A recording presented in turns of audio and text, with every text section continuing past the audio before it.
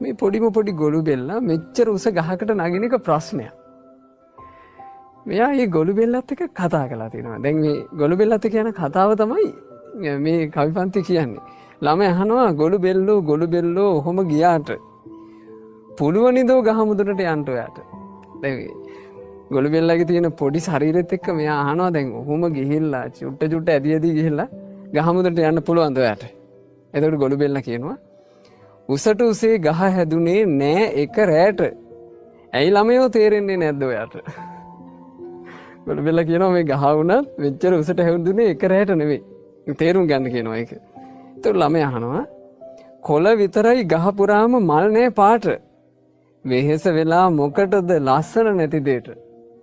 එයා ගහ උඩ බලලා කියනවා මේකේ තියෙන්නේ කොළ විතරයි. දැන් ඔයා ඔය චුට්ට ගිහිල්ලා වුණත් ලස්සන දේක් ලබන්න බෑනේ උඩට ගිහින්. ඉතින් මොකටද මේ යන්නේ? එතකොට ගොළු බෙල්ලා කියනවා එක දවසින් ලස්සන හිමි වෙනවද කාට?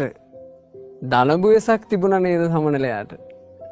එයා ඒක තෝරලා දෙනවා මේ එක දවසකින් එක පාර මේ ලස්සන කියන එක ලැබෙන්නේ නැහැ. දැන් ලස්සන සමනලෙක් වෙන්න කලින් දලබුවෙක් විදියට හිටිය නේද කියලා අහනවා. ඉතින් බලන්න සංස මේ වගේ අරද?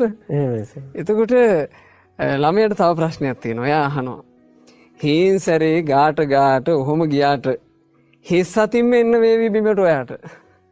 කියනවා උඩට ගිහිල්ලා ඔයාට මුකුත් නැතුව ආයේ හිස් අතින් බහින්න වෙයි. ගොළු බෙල්ලා තමයි මේකේ ලස්සන කතාව කියන්නේ.